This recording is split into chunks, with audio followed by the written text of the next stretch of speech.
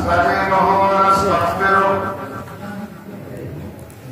ونعوذ بالله من شرور أنفسنا ومن سيئات أعمالنا من يهده الله فلا مضل له ومن يضلل فلا هادي له وأشهد أن لا إله إلا الله وحده لا شريك له وأشهد أن محمدا عبده ورسوله أما بعد فإن خير الحديث كتاب الله وخير الهدي هدي محمد صلى الله عليه وسلم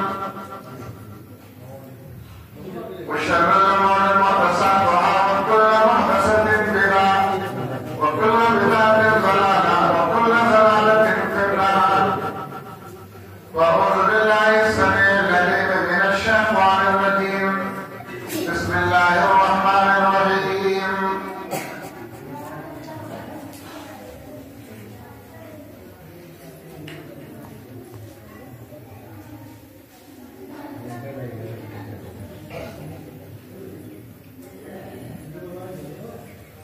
يا أيها الذين آمنوا ادخلوا في السلم كافة ولا تتبعوا خطوات الشيطان إنه لكم عدو مبين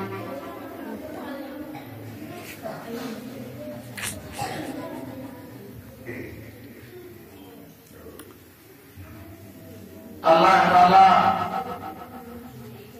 ان تمام بھائیوں کو گاؤں کی ماں اور بہنوں کو جزائے خیر دے جنہوں نے اس پروگرام کو پائے تکمیل پہنچانے کے لیے دامن درجہ سونے اپنی قربانی پیش کیا ہے اللہ تعالیٰ ان کی قربانیاں قبول فرمائے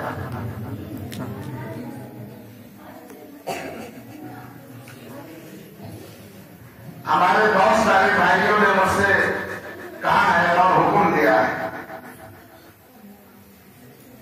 بہت سے عزیزوں نے کہا ہے کہ معراج کے بارے میں تقریر کیجیے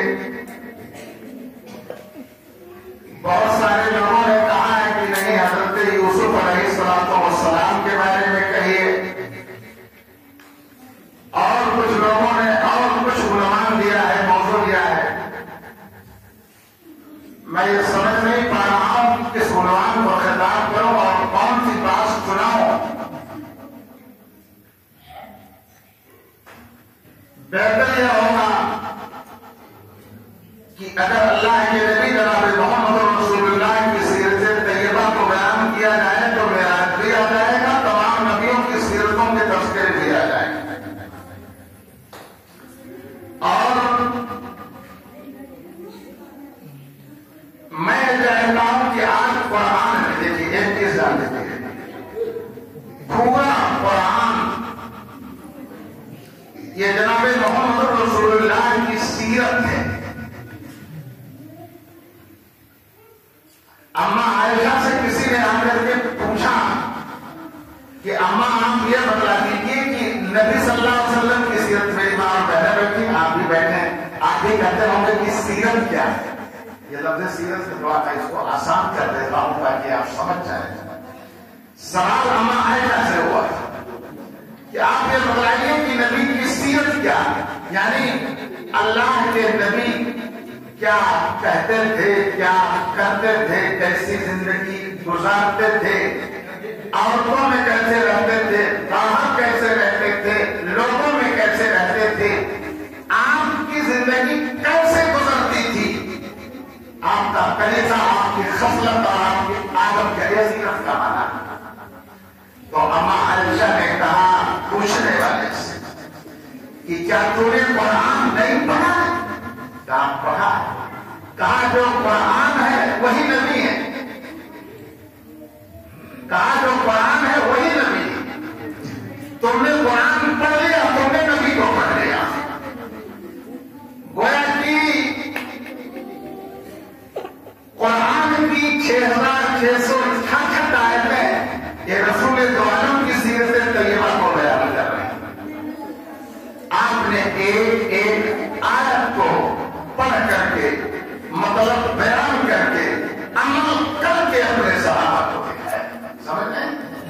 اور ایک چیز بتاتا ہوں, دنیا میں کتنے بھی نبی آئے ہیں, 1,20,000 سے زیادہ ہے, 1,40,000 جو بھی افعال ہیں, جتنے بھی نبی گزرے ہیں, نبی غلطی نہیں کرتا. یہ عقیدہ ہے, نبی سے غلطی نہیں ہو سکتی.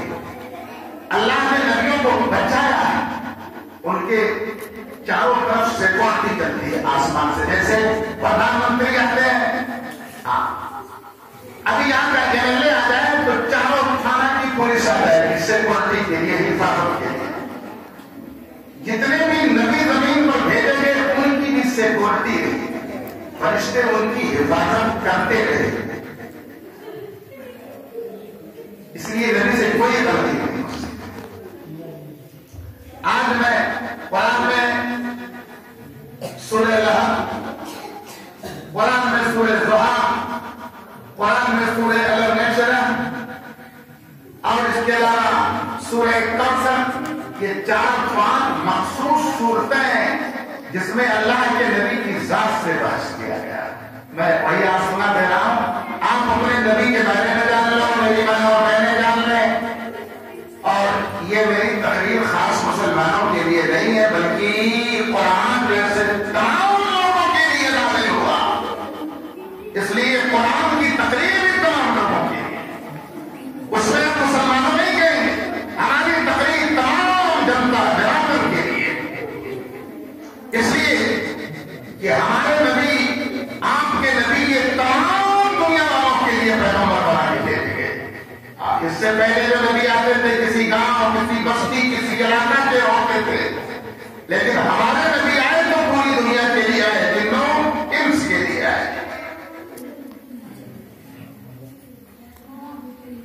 تو اللہ کے رسول جناب محمد رسول اللہ کے بارے میں ایک سورت ہے جس کا نام سورہ لہب ہے. تبت یدا ابی لہب وتب ما اغنی عنہ مالہ وما کسب سیصلی نارا ذات لہب وامرأتہ حمالۃ الحطب فی جیدہا حبل من مسد. یہ چھوٹی سی صورت ہے, اسی کا ترجمہ اور مطلب بیان کر دوں گا تو آپ کی سمجھ میں آ جائے گا کہ نبی کو ہمارے جو بھی برا کہے گا وہ دنیا آخرت دونوں میں برباد ہو جائے گا. آپ کو برا کہنے والا چاہے سگا آپ کا چچا ہی کیوں نہ ہو, اس کو بھی اللہ برباد کر دے گا. آپ کے نبی اماں کے پیٹ میں تھے کہ آپ کے ابا عبداللہ کا انتقال ہو گیا. تاریخ میری بات بہنوں سن لو, آپ بھی جان لو جلدی جلدی, پھر میں اصل موضوع پہ آ رہا ہوں. یہ آپ پڑھو گے تو ٹائم لگے گا, میں بیان کروں گا تو 5 منٹ میں آپ جان لو. اللہ کے نبی اپنے اماں کے پیٹ میں تھے کہ آپ کے ابا عبداللہ کا انتقال ہو گیا. آپ پیدا ہوئے 5 سال کچھ مہینے کے ہوئے کہ اپنی اماں کے ساتھ مدینے سے آ رہے تھے, اور ابوا کے مقام پر ان کی اماں ان کو لے کے پہنچی. ساتھ میں ایمن لوٹی کی تھی. راستے ہی میں اماں کی طبیعت خراب ہوئی اور راستے ہی میں اماں کا انتقال ہو گیا. آپ کی اماں کو آپ کی نظروں کے سامنے دفن کیا گیا. جب آپ کی اماں کا جنازہ اٹھا, اللہ کے نبی جناب محمد رسول اللہ ام ایمن جو لوٹی کی دامن پکڑ پکڑ کر کھینچ کے رو رہے تھے. امی امی امی کہہ کر کے رو رہے تھے. راستے میں سفر میں کوئی گھبراہٹ آئے, کوئی عورت اپنے بچے کو لے کر اور بدلا پور کھریوا پہنچتے پہنچتے راستے میں اچانک مر جائے تو بیٹا کیسے سلامت رہے گا. آپ کے نبی پر آفت کتنی آئی ہے اور آپ کے نبی نے صبر کیسے کیا ہے, یہی جان لو, بس یہی سیرت بیان کر رہا ہوں. 5 سال کچھ مہینے کے لیے آپ کی اماں کا اچانک انتقال ہو گیا.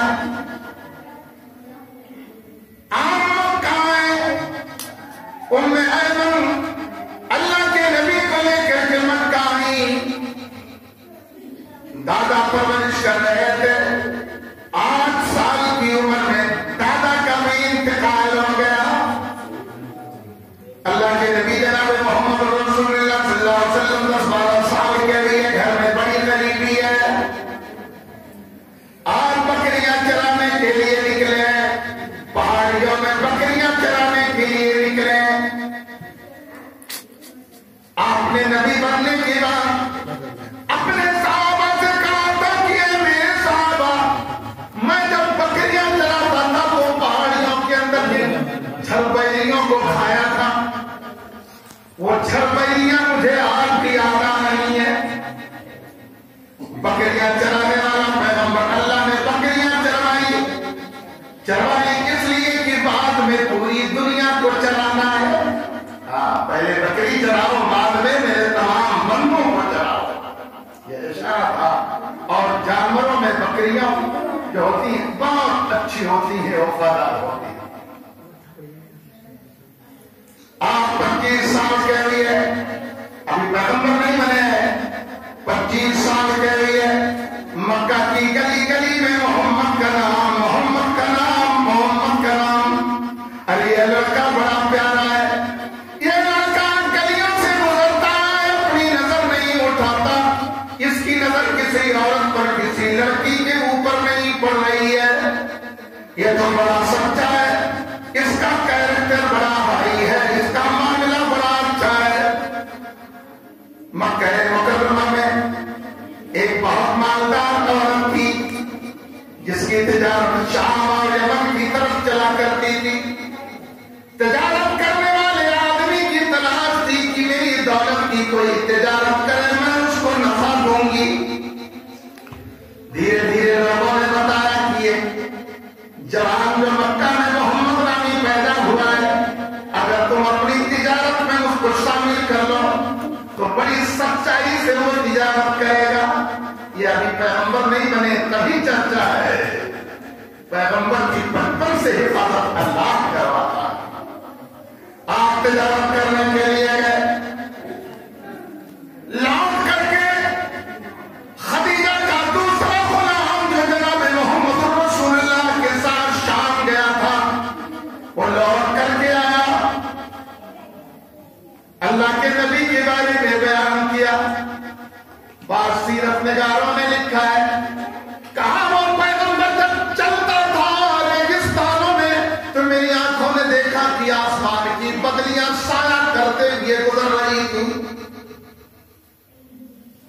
کہا میں نے حیرت انگیز معاملہ راستے میں دیکھا ہے. یہ محمد کتنا بڑا آدمی ہے، یہ کیسا آدمی ہے. اور اللہ کے رسول کی برکت کا ہاتھ لگا تو خدیجہ کی دولت میں اتنا نفع کہ اتنا نفع کبھی زندگی میں نہیں دیکھا تھا. حضرت خدیجہ دو سن لینا، دو مردوں سے بیوہ ہو چکی ہے. ایک نہیں، دو مردوں سے بیوہ ہو چکی ہے. اللہ کے نبی کو اللہ تعالیٰ نے بھیجا تھا کہ جاؤ یتیموں کی نگہبانی کرنا، رانوں کی نگہبانی کرنا، بیواؤں کی نگہبانی کرنا.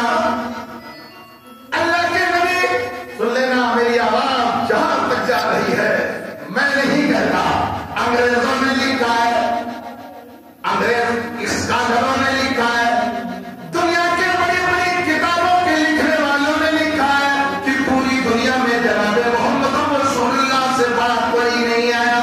مسلمان نہیں، غیروں نے لکھا ہے کہ ان سے بڑا کوئی نہیں آیا.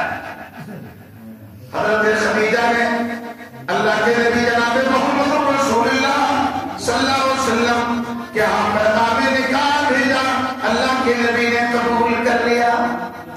اس لیے کہ اگر اللہ کے نبی پیغام قبول نہ کر دے تو دنیا کے اندر یہ بیوہ عورت کہاں جاتی، ان سے شادی کون کرتا. اللہ کے نبی جناب محمد رسول اللہ نے 25 سال کی عمر میں 40 سال کی عورت سے شادی کر لیا. سمجھ رہے ہو، ایک واقعہ ہمارا بیان کر رہے ہیں. اس عورت سے شادی کیا اور خدیجہ سے شادی کرنے کے بعد دنیا میں بیوہ عورتوں کی عزت بڑھ گئی اور بیواؤں کی شادی ہونے لگی. اسی ملک ہندوستان میں جب آپ پیدا ہوئے تھے تو انڈیا کا حال کیا تھا تھوڑا سا بتا دیتا ہوں. اسی ملک ہندوستان میں جس زمانے میں جناب محمد رسول اللہ پیغمبر بن کر کے آئے تھے، اگر کوئی عورت بیوہ ہو جاتی اور بیوہ ہو جاتی تو سماج میں اس کو الگ چھان کر کے کمرے میں بند کر دیا جاتا. اور کوئی آدمی اگر سفر کے لیے نکلتا اس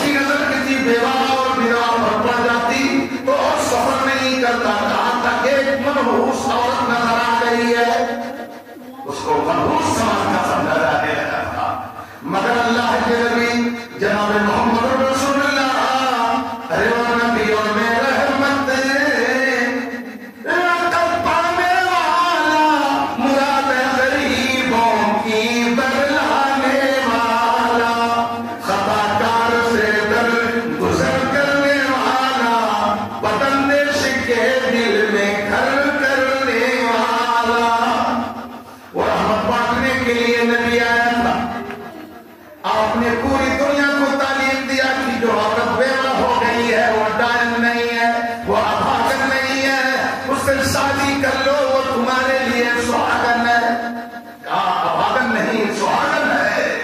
اللہ کے نبی نے اس ابھاگن کو سہاگن بنا کے دنیا کے سامنے پیش کیا۔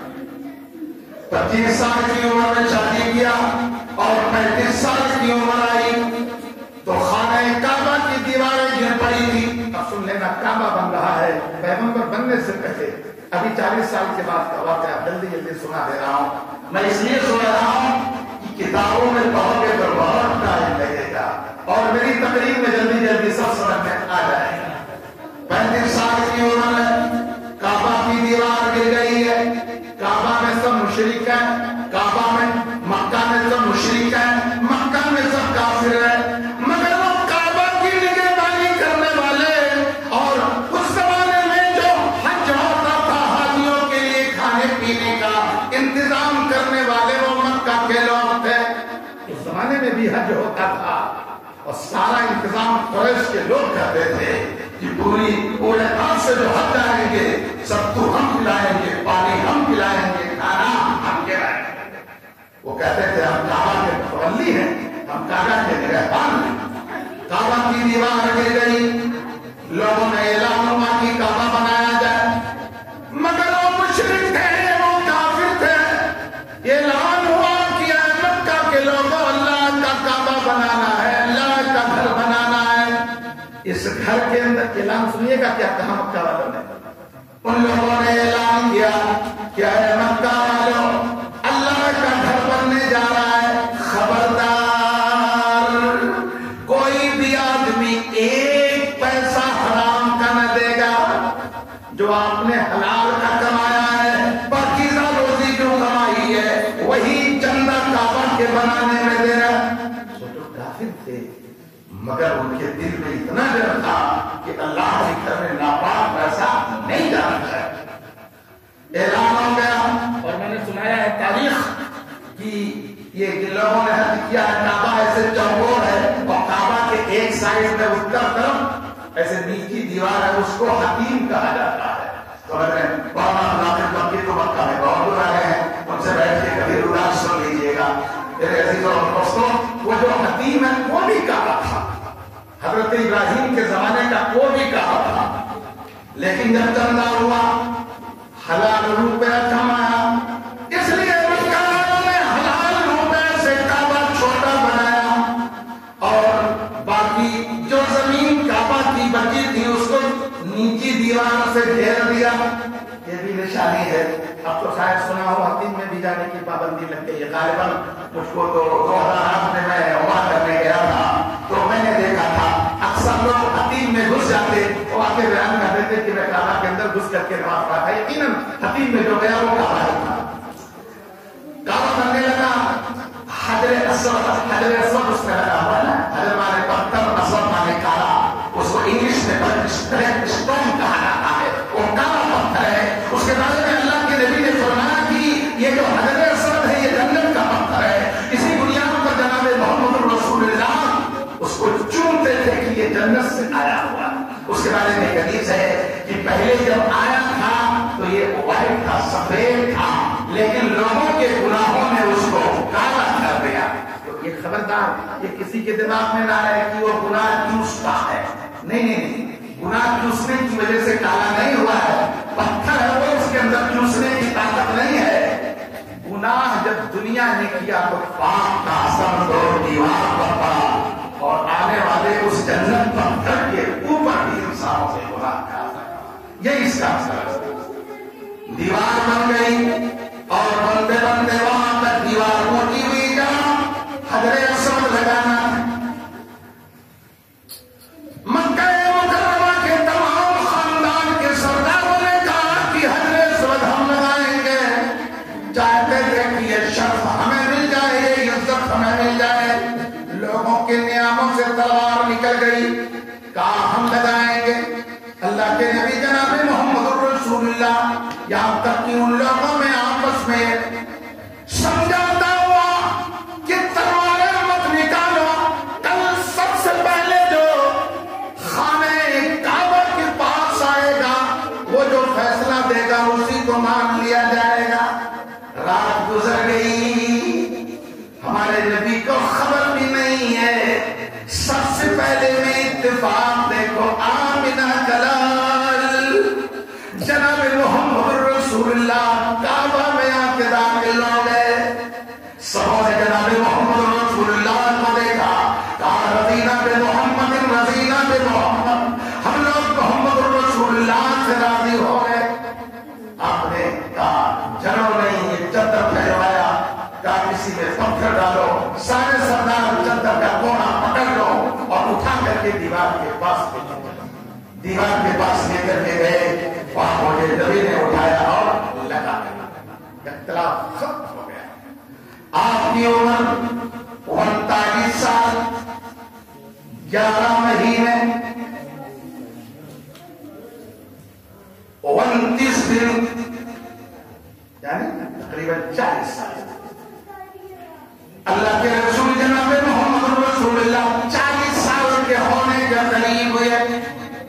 آپ کی عمر جب 40 سال کو ہونے کے قریب آئی تو 4-6 مہینے سے پہلے اللہ کے نبی کی طبیعت عجیب ہو گئی.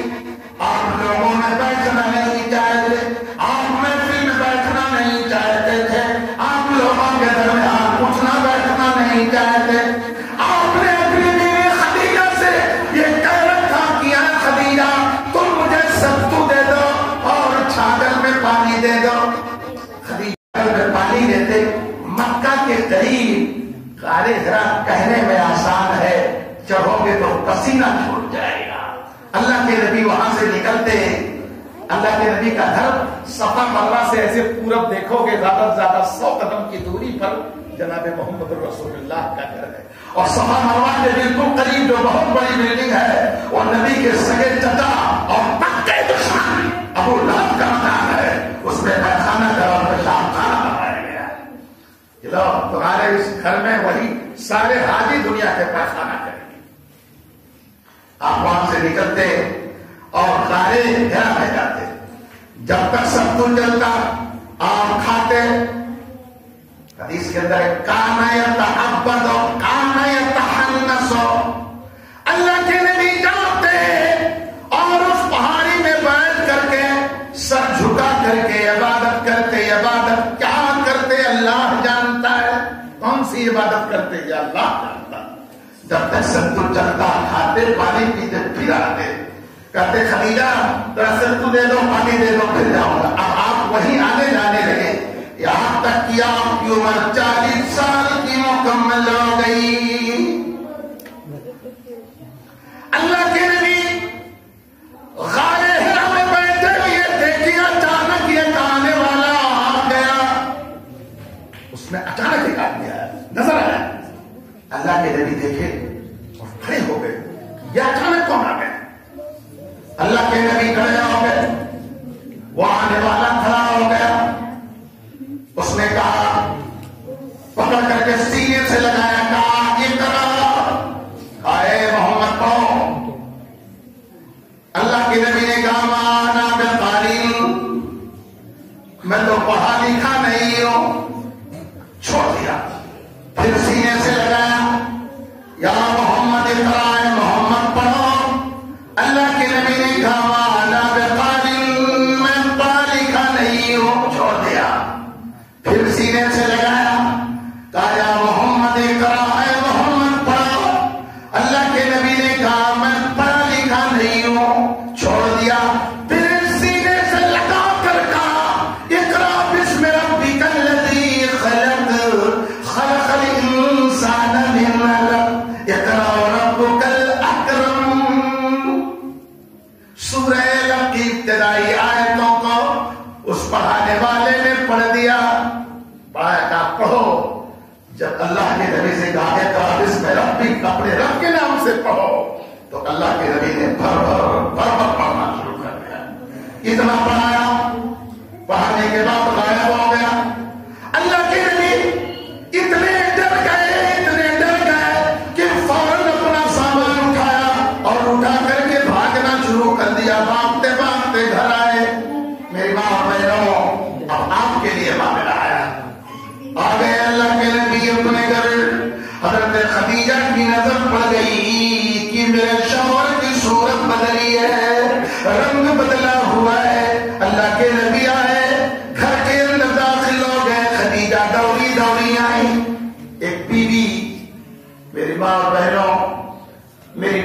تمہاری بھی شادی ہونے والی ہے، میری بہنوں تمہاری بھی شادی ہونے والی ہے.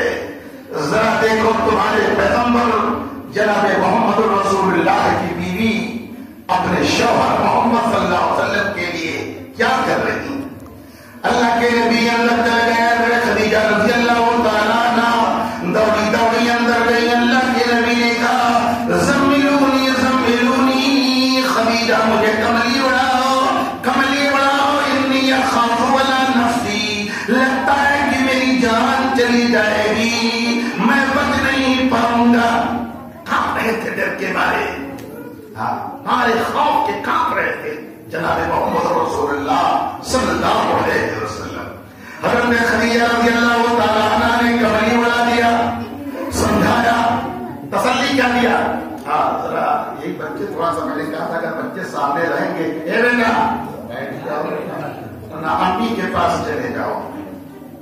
یہ آپ کے پیغمبر کی سیرت ہے. آپ مر جاؤ اپنے نبی کے بارے میں بھی نہ جانو کہ کیسے کیسے کیا ہوا تو فائدہ ہی کیا ہے، خالی سرکاری مسلمان بننے سے کیا فائدہ. حضرت خدیجہ رضی اللہ تعالیٰ عنہ میری ماں اور بہنوں اللہ کے نبی کو تسلی دینے لگی، کہنے لگی لن یخزیک اللہ، اور میرے شوہر اللہ آپ کو برباد نہیں کرے گا. کیا گھبرائیے نہیں، آپ نہیں مریں گے. آپ کہہ رہے ہیں کہ میں مر جاؤں گا، آپ نہیں مریں گے، آپ برباد نہیں ہوں گے. کیوں؟ انک لتصل الرحم، آپ رشتہ جوڑتے ہو. وتحمل الکل، اور جس کے پاس سواری نہیں اس کے لیے سواری کا انتظام کر دیتے ہو. وتکسب المعدوم، اور غریبوں کو کما کر کے دے دیتے ہو. وتقری الضیوف، اور مہمان نوازی کرتے ہو. چار خوبی بیان کی کہ آپ رشتہ جوڑتے. معلوم ہے جو رشتے کو جوڑتا ہے وہ کبھی بھی خبردار. میں نے دیکھا ہے نیا سمدھی ملا، مالدار ملا، اپنے خالوں کو بھولا، اپنے ماموں کو بھولا، اپنے چچا کو بھولا، سارے غریبوں کو بھلایا، نئے سمدھیوں کو یاد رکھا. رشتہ کبھی نہیں بھولنا چاہیے، کبھی نہیں بھولنا چاہیے. تسلی دے دیا کہ آپ کے اندر اتنی خوبیاں ہیں. تسلی دینے کے بعد کہا آؤ. مکہ میں ایک بہت بڑا مولوی رہا کرتا تھا جو توریت کا عالم تھا، انجیل کا عالم تھا، آسمانی کتابوں کا عالم تھا. نہیں صاحب سمجھاؤ کچھ. مجھے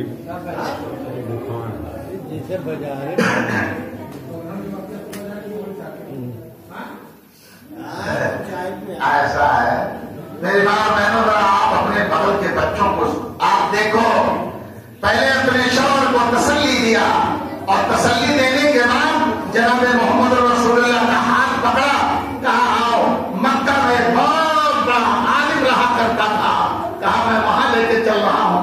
سوچیں کہ ہو سکتا ہے کہ نا شیطان بھوت پریت کا کوئی اثر ہو. انہوں نے دیکھا کیا، یہ اپنی طرف سے بول رہا ہوں، جیسے اس زمانے میں کسی کی طبیعت خراب ہوتی ہے تو مولویوں سے دعا کرواتے ہیں. کہا چلاؤ، اور لیا اللہ کے نبی تو اور واقع ابن نوفل کے پاس. واقع ابن نوفل بہت لمبی عمر کا، بڑی لمبی چوڑی عمر رکھنے والا، مگر تورات کا عالم تھا، آسمانی کتابوں کا عالم تھا. اللہ کے نبی جناب محمد رسول اللہ صلی اللہ علیہ وسلم سے پوچھا. جب سن لیا جھکایا، سر جھکایا، اور سر جھکانے کے بعد کہا ارے یہ جو آپ کے پاس پہاڑ میں آیا تھا یہ تو وہی ناموس ہے جو موسیٰ پیغمبر پر اترا تھا. کہا یہ آیا نہیں، کہا جو موسیٰ پیغمبر پر اتر کر کے آیا تھا یہ وہی آپ کے پاس آیا. یعنی اشارہ جبرائیل علیہ السلام کی طرف تھا.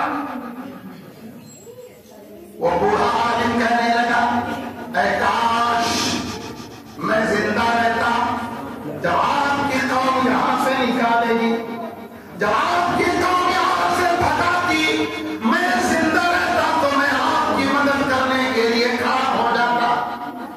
اللہ کے نبی نے کہا کہ کیا میری قوم مجھ کو نکال دے گی؟ ورقہ ابن نوفل نے کہا کہ اے محمد، جو پیغام تمہارے اوپر اترا ہے، آج تک یہ پیغام جس پر اترا اس کی قوم نے گاؤں میں نہیں رہنے دیا، اس کی قوم نے گاؤں میں نہیں رہنے دیا، بتائیے دیا ہے سارے نبیوں کو گاؤں چھوڑنا پڑا۔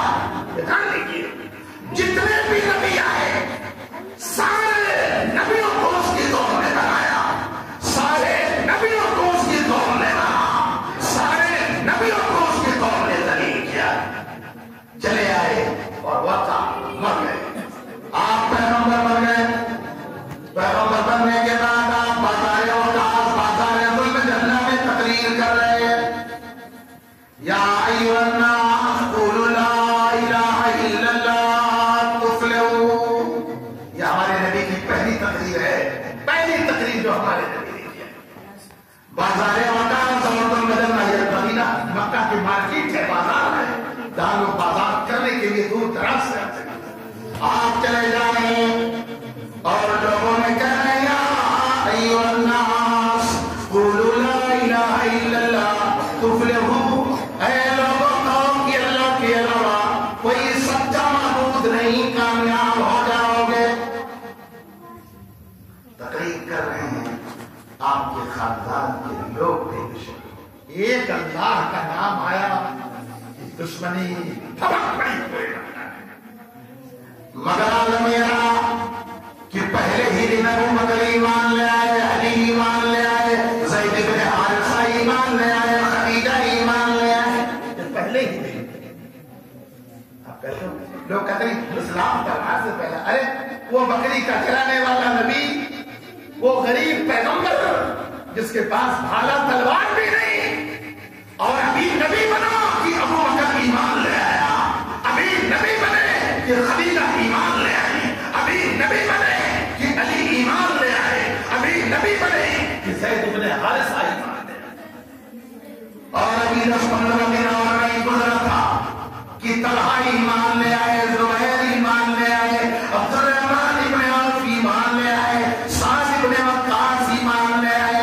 یہ وہ لوگ تھے جن کو دنیا میں جنت کی بشارت دی گئی، ان سب کو نبی نے کہا تھا جنتی ہو، جنتی ہو، جنتی ہو۔ یہاں تک کہ آپ ابھی چھپ چھپ کے تبلیغ کر رہے ہیں، یہاں تک کہ آپ پر ایک آیت کر رہے ہیں، اب وہ موضوع آ رہا ہے جس کو میں چھیڑنا چاہتا ہوں۔ آپ پر آیت اتری وانذر عشیرتک الاقربین، اے نبی یہ بازاروں کی تبلیغ چھوڑو، گلی کوچوں کی تبلیغ چھوڑو، آپ اپنے خاندان کے لوگوں میں سب سے پہلے جا کر کے تبلیغ کرو۔ کہا پہلے اپنے محلے والوں کو اور اپنے خاندان کے لوگوں کو، قریشوں کو سمجھاؤ۔ یہی آیت اتر گئی، ہم آیت یاد کر لیجیے گا، وَأَنذِرْ عَشِيرَتَكَ الْأَقْرَبِينَ، کہ اے نبی اپنے قرابت داروں میں تبلیغ کرو۔ اللہ کے نبی پر آج آیت اتری، دن گزر گیا، رات گزر گئی، رات گزرنے کے بعد ابھی دن نہیں نکلا تھا کہ اللہ کے نبی صفا پہاڑی کے اوپر جا کر کے چڑھ گئے اور آواز لگائی یا صفا۔ یہ مکہ یا عرب کی آواز تھی، یہ آواز اگر کوئی لگاتا تو جیسے ہمارے نعرے اٹھو آگے چوڑ، جیسے ہمارے یہاں بولتے ہیں، یہ عرب کی آواز ہے۔ یا صبا، اے مکہ والو، صبح صبح تم پر حملہ ہونے والا ہے۔ لوگوں نے سنا، جس کے کان میں آواز گئی اپنے گھروں سے بھاگتا ہوا صفا پہاڑی کی طرف چلا گیا، اور جو جا نہیں سکا اپنا آدمی بھیج دیا۔ انہیں جانے والوں میں جناب محمد رسول اللہ کا سگا چچا، سگا سن لینا، سگا چچا ابو لہب بھی ہے۔ ابو لہب گیا، اللہ کے نبی صفا پہاڑی کے اوپر چڑھے ہوئے ہیں، اور پہاڑی کے دامن میں تمام خاندان کے لوگ ہیں، وہیں پر نیچے آپ کا سگا چچا ابو لہب بھی کھڑا ہے۔ اللہ کے نبی نے اپنے خاندان کے لوگوں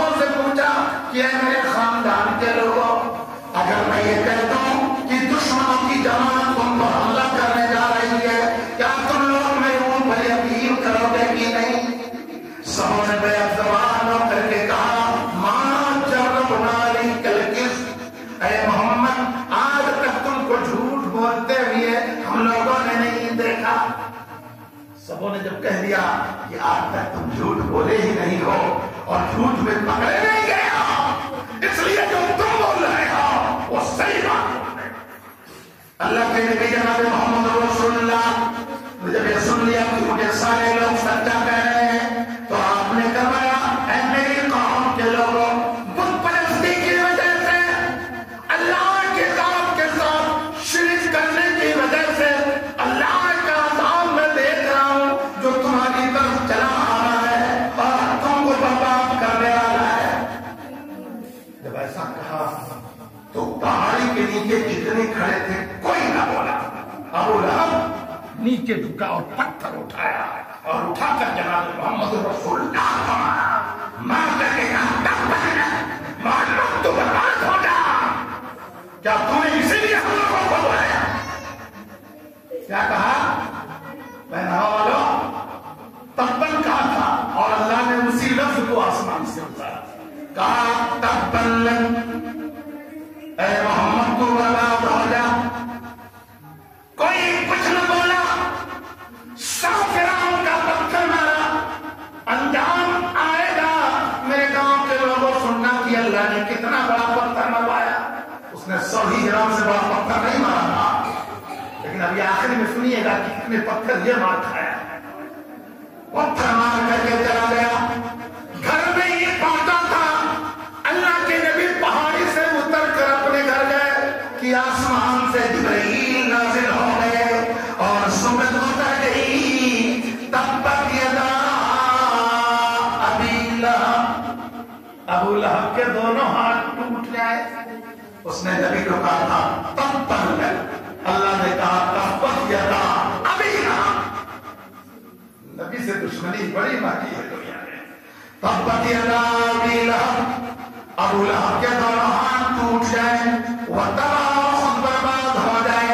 ما اغنی عنہ مالہ وما کسب، اللہ کہہ رہا ہے جس دولت پر یہ بے ایمان ناز کر رہا ہے یہ دولت اس کو بچا نہیں پائے گی۔ وامرأتہ حمالۃ الحطب، اور اس کی بیوی بھی برباد ہوگی۔ پوری کہانی اس صورت میں بیان کر دیا۔ یہ آیت، یہ سورت جب اتر گئی، غور سے سننا، قرآن کی تفسیر ہے، تمہارے نبی کی شان میں ہے، تمہارے نبی کی شان میں جس نے گستاخی کیا اس کا انجام دینا۔ یہ سورت اتر گئی، اللہ کے نبی کی 2 بیٹیاں، سننا، اللہ کے نبی کی 2 بیٹیاں ام کلثوم اور رقیہ، یہ دونوں ابو لہب کے 2 بیٹوں سے بیاہی ہوئی تھی۔ ایک کا نام عتبہ تھا، ایک کا نام عبیدہ۔ ابو لہب کے 2 بیٹے جناب محمد رسول اللہ کے داماد تھے۔ یہ سورت اتر گئی، ایمان لانے والا بلال تبت یدا پڑھ رہا ہے، ایمان لانے والا ابو بکر تبت یدا پڑھ رہا ہے، ایمان لانے والی سمیہ تبت یدا پڑھ رہی ہے، ایمان لانے والے طلحہ زبیر تبت یدا پڑھ رہے ہیں۔ یہ سورت مکہ میں پڑھی جا رہی، دھیرے دھیرے یہ آواز ابو لہب کے گھر پہنچ گئی اور چغلوں نے خبر پہنچا دیا کہ ہمارے سردار محمد کے ساتھی تو تمہاری برائی کر رہے ہیں اور تمہاری بربادی اور تمہاری بیوی کی بربادی کی داستان سنا رہے ہیں۔ اس نے کہا کیا آپ کو پڑھ کے سنایا؟ ابو لہب کی بیوی ام جمیل نبی کی سگی چچی ہے، بہت بدترین نبی کے دشمن، سگی چچی۔ ہمارے نبی اپنے گھر سے نکل کے جب کعبہ میں آتے تو گڈھا کھود کر کانٹا اسی گڈھے کے اوپر بچھاتی تھی، دن بھر جنگل میں کانٹا چنتی تھی اور لا کر نبی کے راستے میں کانٹے بچھاتی۔ اللہ کے نبی رات کے اندھیرے میں جب اپنا پیر زمین برابر سمجھ کر کے رکھتے تو کانٹا بھی چبھتا اور لڑک کر کے گر بھی پڑتے، مگر کچھ نہیں کہتے۔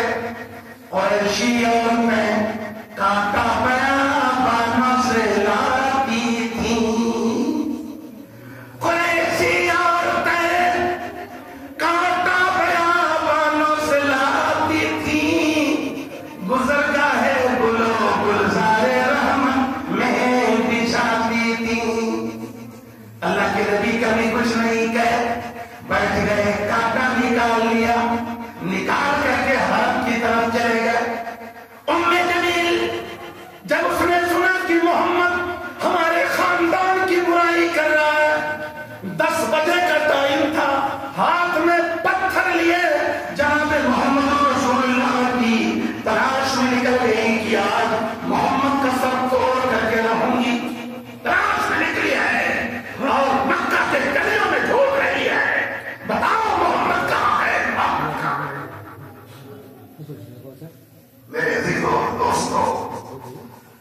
میں نے کہا تھا تمہارے پیغمبر کو دنیا کی سب سے بڑی سیکورٹی کا نام زیڈ پلس سیکورٹی ہوتا ہے، زیڈ پلس، اس سے بڑی سیکورٹی دنیا میں کوئی حکومت نہیں دیتی ہے۔ آپ کے نبی کو آسمان سے زیڈ پلس سیکورٹی ملی تھی، ورنہ وہ برے یتیم بکریوں کا چرانے والا غریب پیغمبر ان ظالموں کے درمیان 2 دن بھی نہیں گزار پاتا، 2 دن بھی نہیں گزرتا، سب کچے چرایا۔ ہاتھ ہمیں پتھر لیے، سننا بڑا دردناک بات ہے، ہاتھ ہمیں پتھر لیے اللہ کے نبی کو ڈھونڈ رہی ہے اور گانا گا رہی ہے، نبی کی شان میں مذمت کے اشعار پڑھ رہی ہے کہ مذممن نبینا ودینہ قلینا وامرہ وسینا۔ ہمارے نبی کا نام محمد کے معنی تعریف کیا ہوا، جس کی تعریف زمینوں میں، زمانوں میں، مکینوں میں، مکانوں میں، خلاؤں میں، فضاؤں میں، آسمانوں میں، تمام جگہ جس کی تعریف کی جائے اسی کا نام محمد ہے۔ اور مذمت کے معنی برائی کیا ہوا، ہمارے نبی کا نام محمد کی جگہ پر مذمت کہنے لگی کہ مذممن نبینا ودینہ قلینا وامرہ وسینا۔ ہم نے اس کے دین کو جڑ سے اکھاڑ دیا، ہم اس کی کوئی بھی بات نہیں مانیں گے۔ پتھر لے کے ڈھونڈ رہی ہے، کسی نے کہا یہاں کیا ڈھونڈتی ہے، کعبہ کے پاس جا، ہم دیکھ کے آئے ہیں وہی بیٹھا۔ ہاتھ میں پتھر لیے داخل ہو گئی حرم میں، ایک کعبہ ہے اور کعبہ کے ارد گرد جو مسجد بنی ہے اس کا نام مسجد حرام۔ اس کو میں وضاحت کر کے سمجھا دے رہا ہوں۔ کعبہ کے ارد گرد جو مسجد ہے نا اسی کا نام مسجد حرام ہے اور کعبے کا نام کعبہ۔ مسجد حرام میں داخل ہو گئی، حضرت ابو بکر صدیق رضی اللہ تعالیٰ عنہ اللہ کے نبی کے بغل میں بیٹھے ہوئے ہیں، ان کی نظر پڑ گئی کہ اللہ کے نبی کی پکی دشمن ابو لہب کی بیوی ہاتھ میں پتھر لیے اور نبی کی شان میں گستاخی کرتے چلی آ رہی ہے، لگتا ہے آج پتھر مار دے گی۔ مارے ڈر کے ابو بکر گھبرا گئے، کہنے لگے اللہ کے رسول، کہا کیا ہوا ابو بکر؟ کہا وہ آ رہی ہے، ہاتھوں میں پتھر لیا ہے اور آپ کے خلاف جیت جا رہی ہے۔ اللہ کے نبی نے کہا مت گھبراؤ نہیں، وہ کچھ نہیں کر پائے۔ اللہ کے نبی نے کیا کہا؟ مت گھبراؤ، وہ کچھ نہیں کر پائے۔ وجعلنا بینک، اللہ نے سورہ یاسین میں فرمایا ہے ہم نے آپ کے درمیان اور ان کے درمیان چھپانے والا پردہ کر دیا۔ ہاتھ میں پتھر لیے چلی آ رہی ہے، ابو بکر کو اپنے مرنے کی فکر نہیں لیکن جناب محمد رسول اللہ کی فکر لگی ہوئی ہے۔ صدیق کے لیے ہے خدا کا رسول، بس صدیق کے لیے اللہ کا رسول بچ جائے اور کچھ نہیں چاہیے۔ ہاتھ میں پتھر لیے چلی آ رہی ہے، آئی ایک طرف نبی بیٹھے ہیں، ایک طرف ابو بکر بیٹھے ہیں، آئی سامنے پہنچ گئی اور پتھر لے کے کھڑی ہے، سامنے کھڑی ہے اور ابو بکر سے پوچھ رہی ہے ابو بکر تیرا ساتھی کہاں گیا؟ بغل میں نبی بیٹھے ہیں اور بغل میں ابو بکر سے پوچھ رہی ہے ابو بکر تیرا ساتھی کہاں گیا؟ ابو بکر نے کہا ہماری سردار معاملہ کیا ہے؟ کہا کہ تیرے ساتھی نے میرے گھر کی برائی کی ہے، یہ پتھر لے کے آئی ہوں، آج منہ توڑ دوں گی، اگر مل گیا تو جبرا سلامت ہی رہے گا۔ ابو بکر صدیق رضی اللہ تعالیٰ عنہ نے کہا اے ہماری سردار، میں اپنے ساتھی کے ساتھ رہتا ہوں لیکن ہمارے ساتھی نے تمہارے گھر کی برائی نہیں کی ہے۔ برائی تو اللہ نے کیا تھا، ہمارے نبی نے کیا تھا اللہ نے، اکھاڑنے کی بات اللہ نے کی تھی، برباد کرنے کی بات اللہ نے کیا تھا، ہمارے نبی نے کیا تھا۔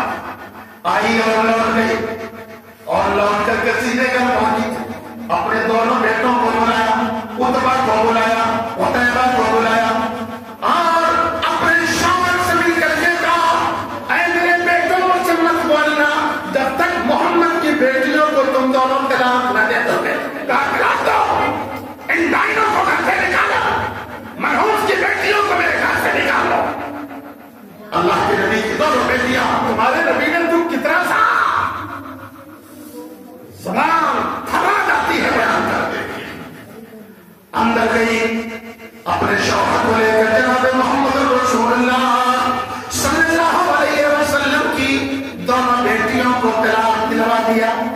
دونوں بیٹیاں روتی ہوئی نکل گئی اور روتے ہوئے اپنے گھر پہنچ گئی. اللہ کے رسول صلی اللہ علیہ وسلم نے اپنی دونوں بیٹیوں کے بازوؤں کو تھام لیا. کہا میرے بیٹا صبر کرو, اللہ کے راستے میں صبر سے کام لو, تمہارے ابا کی آزمائش ہو رہی ہے. میرے عزیزوں دوستوں, آپ کی دونوں بیٹیوں کو طلاق دے دیا گیا, ان کو تسلی نہیں ہوئی. تبت یدا ابی لہب, مکہ مکرمہ سے تجارت کرنے کے لیے لوگ جانے لگے. ابو لہب نے اپنے بیٹے وطیبہ کو بلایا, کہا ہے وطیبہ تم کو شام جانا ہے, اگر تم شام چلے جاؤ گے تو محمد کو گالی کون دے گا؟ کہا تم تجارت کے لیے جاؤ گے تو مہینہ لگے گا آنے میں جانے میں, میں تمہیں دونوں سے گالیاں دلواتا ہوں, چلے جاؤ گے تو گالی کون دے گا؟ میرا کلیجہ کیسے دینا ہوگا؟ کہا تبتا, کہا سفر کو جانے سے پہلے جاؤ محمد کو جیتا کر کے گالیاں اس کے گھر کے کر کے آؤ, جاؤ گالی لے کر. دونوں بیٹے نکلے, اتبا بھی گیا وہ تہبا بھی گیا, اور دونوں کھڑے ہو گئے. اللہ کے نبی خاموش ہیں, وہ رحمت بانٹنے والا, وہ صبر کرنے والا پیغمبر خاموشی سے کھڑا ہے. یہ دونوں لڑکے جو کبھی نبی کے داماد تھے, یہ دونوں اللہ کے نبی کے گھر پہنچے, اور پہنچنے کے بعد بڑے نے گالی دینا شروع کیا. گالی دیتے دیتے تھک گیا, اپنے چھوٹے بھائی سے کہا تم گالی دو. وہ جب گالی دیتے دیتے تھک گیا تو اس نے پھر گالی شروع کیا. گالی دیتے دیتے دونوں تھک گئے, اور جب یہ دیکھا کہ اللہ کے نبی جناب محمد رسول اللہ کچھ بھی نہیں بول رہے ہیں, تو دونوں نبی پر ٹوٹ پڑے اور نبی کے دامن کو پھاڑ دیا. آپ نے جو پہن رکھا تھا آپ کے دامن کو چاک کر دیا. اللہ کے نبی کچھ نہ بولے, خاموش کھڑے ہیں, ان کا ظلم جاری ہے. ان لوگوں نے دیکھا کہ ہم جس کو گالی دے رہے ہیں, جس کا دامن چاک کر رہے ہیں, اس کو غصہ نہیں آ رہا ہے. اتنے میں وہ طیبہ کھکھارا اور کھکھار کر کے اللہ کے نبی کے اس حسین چہرے پر تھوکا, جس سے حسین چہرہ آج تک دنیا میں کسی ماں نے پیدا نہیں کیا ہے. تھوکا, اللہ کے نبی نے اپنا چہرہ بغل میں ہٹا لیا اور بلغم جا کر کے بغل میں گیا. ابھی تک نبی کچھ نہیں بولے تھے, لیکن جب کھکھار کر کے تھوکا تو اللہ کے رسول جناب محمد رسول اللہ کے صبر کی انتہا ہو گئی. آپ نے ہاتھ اٹھا لیا, اٹھانے کے بعد کہا اللہ یہ لوگ جو کر رہے ہیں تو دیکھ رہا ہے, اور ان لوگوں نے جو کچھ کیا تو نے دیکھ لیا. اے اللہ ان کے اوپر اپنے کتوں میں سے کسی کتے کو مسلط کر دے. کیا بدعا کیا؟ کیا کیا حدیث بھاؤ کیا کہا؟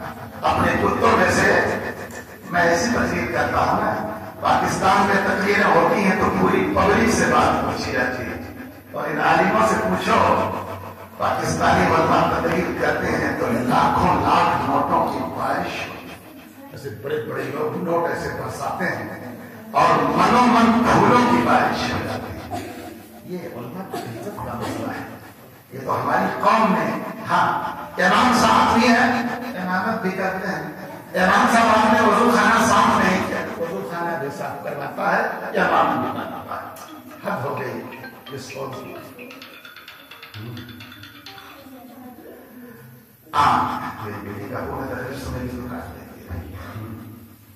اللہ کے نبی جناب محمد رسول اللہ صلی اللہ علیہ وسلم کو اللہ نے گالی دیا.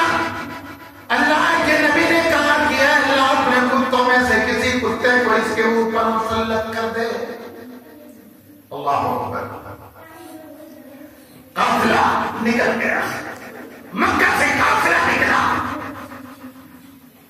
اور قافلہ مکہ سے نکل کر چل گیا. اونٹوں کے گلوں میں گھنٹی بجی,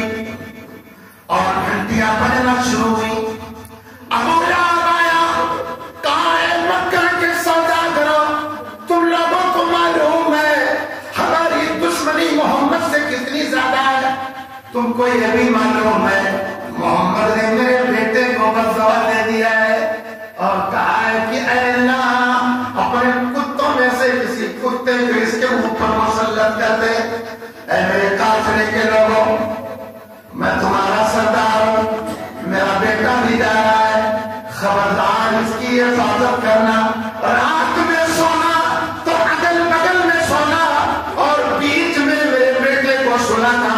مجھ کو ڈر لگ رہا ہے کہ میرے بیٹے کو کہیں شیر یا بھیڑیا نہ مار ڈالے۔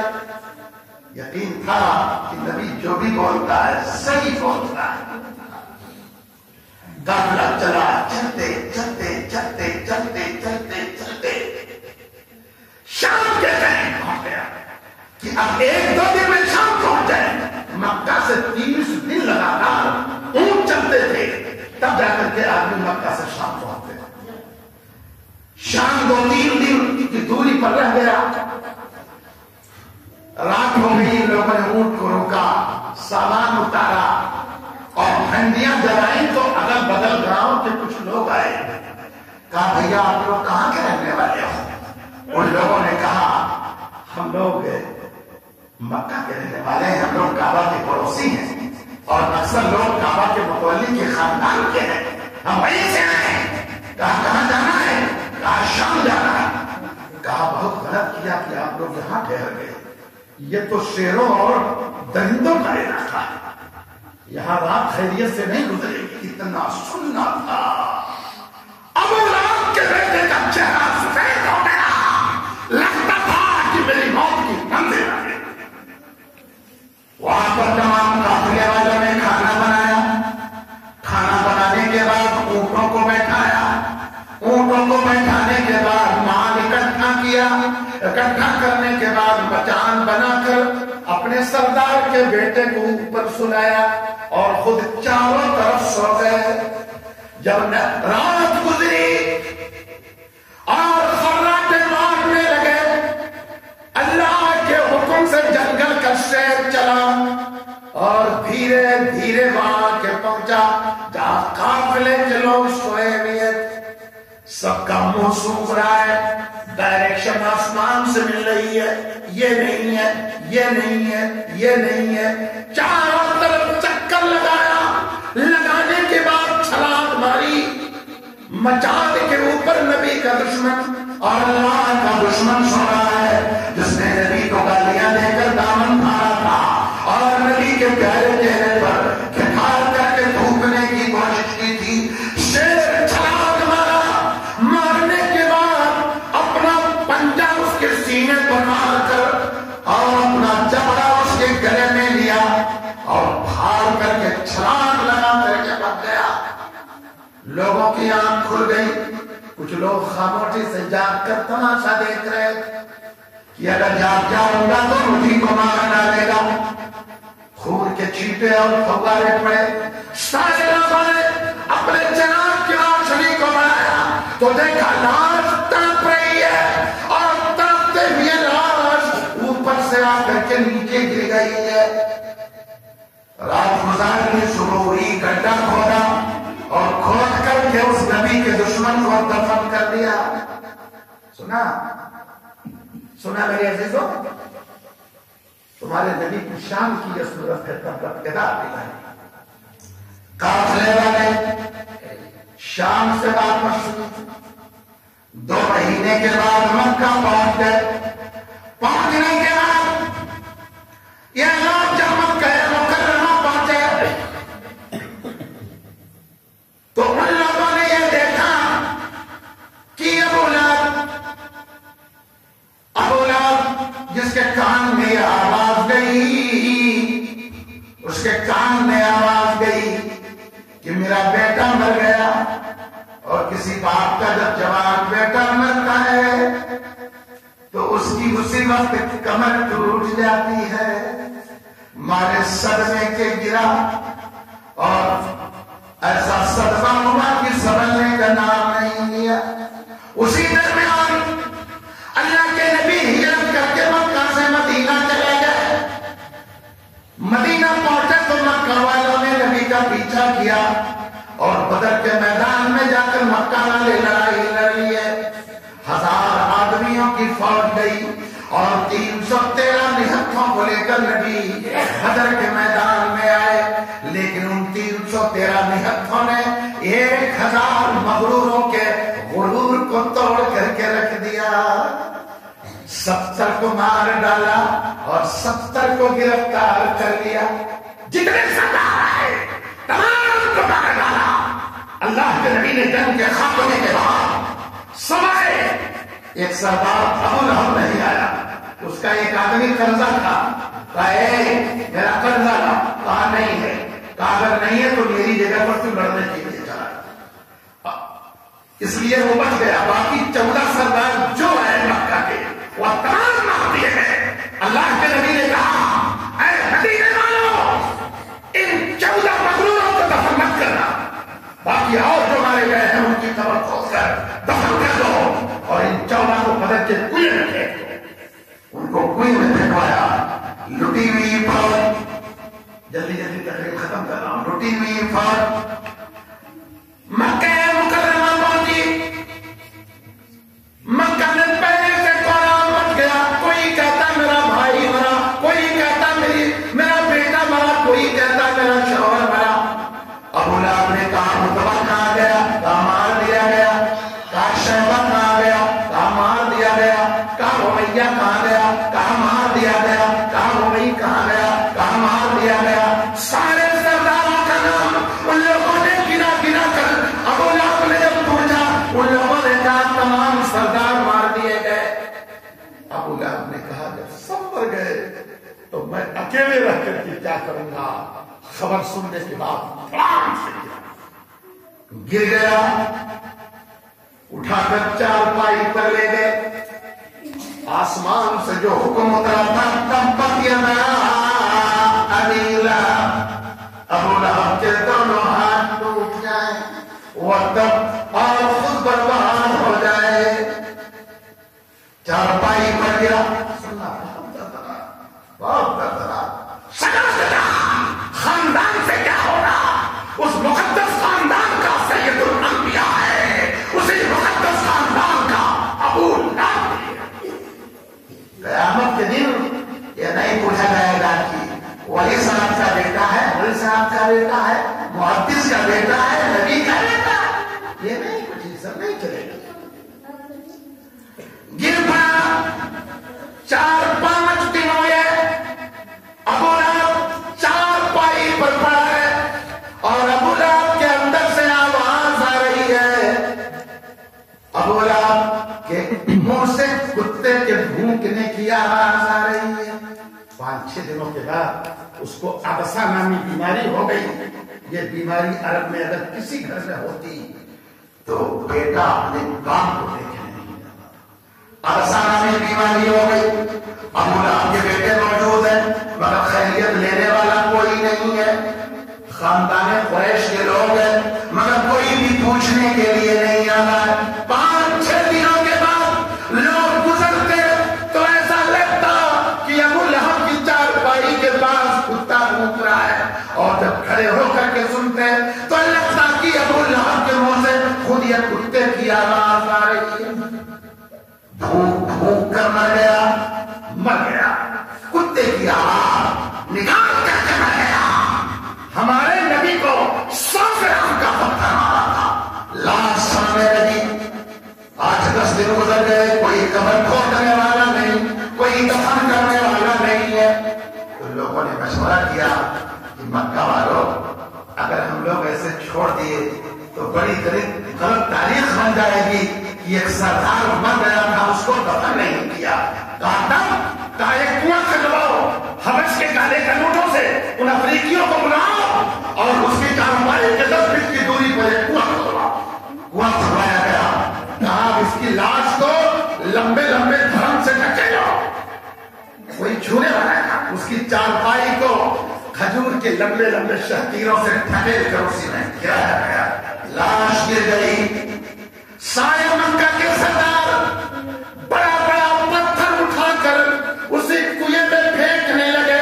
ہمارے نبی کو 100 گرام کا پتھر مارا تھا مگر اللہ نے 20-20 کلو کے پتھر سے مارنے کے بعد اس کو پٹایا، اس کی لاش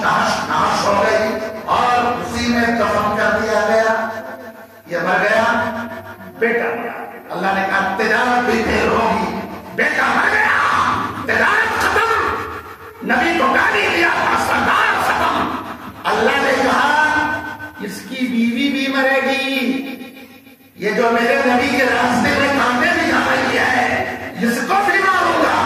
اور میں نہ والو اللہ نے پہلے کہہ دیا کہ اس کے گلے میں مونج کی رسی ڈال کے مار. پہلے کہہ دیا کہاں تلوار سے نہیں مرے گی, بالا سے نہیں مرے گی, زہر کھا کے نہیں مرے گی, کہیں گر کے نہیں مرے گی. جب یہ مرے گی تو اس کے گلے میں مونج کی رسی پڑی. جہاں معلوم ہوتا ہے وہاں مونج رہتا ہے نا. ارے بھائی میں دعوا مٹ پڑا بھی آوا صحیح دھرم کا نام یہاں سے مہانے تک ششانیہ میں کہاں مونج ملے گا جہاں جڑانیہ ہے نا. مونج تو بلخر میں ہوتا ہے. ابو لہب کی بیوی ام جمیل نبی کی دشمن. ہاں وہ ام جمیل گلے میں موتیوں کا ہار پہنتی تھی. وہی موتیوں کا ہار نکال لیتی اور مکہ کی گلیوں میں ایسے لٹکاتی تھی, ایسے لٹکاتی تھی مالا. اور لٹکا کر کے ابو لہب کی بیوی ام جمیل کہتی اے مکہ کے جوانوں, اے مکہ کے جوانوں آ جاؤ, یہ قیمتی موتیوں کا ہار اگر تم نے محمد کو مار ڈالا تو میں موتیوں کا ہار تم کو انعام میں دوں گی. یہ موتیوں کا ہار تمہارے لیے ہے, محمد کو جاؤ مار ڈالو اور یہ موتیوں کا ہار تم انعام میں دے. وہی عورت ام جمیل جو ایک دربار کی عورت تھی, مالکن عورت تھی, ابھی تک وہ پردے میں رہتی, لیکن قریب غربت آ گئی اور جنگلوں میں لکڑیاں توڑ کر کے بازار میں بیچنے لگی. ام جمیل پہاڑوں پر جاتی اور لکڑیاں چن کر کے لا کے بازار میں بیچتی. گئی پہاڑوں پر لکڑیاں چن کر کے مونج کی رسی سے باندھ کر کے گٹھا تیار کیا اور باندھنے کے بعد شکر مٹھی لگایا اور اپنے سر پر رکھا. پہاڑی سے لے کر چلی اور پیر پھسل گیا, شکر مٹھی والا پھندا گلے میں گیا, وہ گری اور گٹھا پہاڑی کے نیچے لگن گیا, گلے میں پھنسا, وہ پہاڑ سے پھنسی اور گٹھا نیچے لگا, تڑپ تڑپ کر کے عورت وہیں مر گئی. وَامْرَأَتُهُ حَمَّالَةَ الْحَطَبِ, اللہ نے کہا اس کی بیوی جو لکڑیاں اٹھانے والی تھی اس کو بھی مار دیا. مولانا ثناء اللہ عباسری نے حفظ اللہ علیہ شبیر اس کو سن لیجیے, انہوں نے لکھا ہے اس آیت کی تفسیر میں کہ قیامت کا دن ہوگا, قیامت کے دن ابو لہب کو اللہ جہنم میں ڈالا اور وہ جل رہا ہوگا. جلتے جلتے جہنم کی آگ اس کو دھکا دیتی, منہ کے قریب آئے گا. جب منہ کے قریب پہنچے گا تو اس کی بیوی ام جمیل جہنم کے منہ پر اپنے سر پر لکڑیوں کا گٹھر لے کر کھڑی, اور جیسے قریب آئے گا اٹھا کر گٹھر اسی پر پھینک دے گی کہ لکڑی اور چلے, میرا شوہر اور بنا کر کے مر جائے. میرے عزیزوں اور دوستوں, یہ میں نے سورہ لہب کی تفسیر کی ہے جس کو اللہ تعالیٰ نے حمید اللہ بات سمجھا ہے. قرآن میں نے ایک بات کہی ہے کہ پورے قرآن کو آپ ایسے پڑھو گویا کہ نبی بول رہے ہیں. وہ قرآن کی آیتیں نبی بولے تب سمجھ میں آئے گا. تیرے زمین پہ جب تک نہ ہو نزول کتاب, گرہ کشا ہے نہ راضی نہ صاحب کشا. قرآن کو ایسے پڑھنے کی ضرورت ہے. اللہ سے دعا ہے اللہ تعالیٰ ہم کو آپ کو سب کو ایک بنائے, ایک بنائے. اور بھی کچھ لوگ ابھی شبیر ہوئے اپلاخر آپ آ جائیے اور ہم کو بزرگ آدمی ہو ایسا ہے. اچھا آئیے, آئیے تو آپ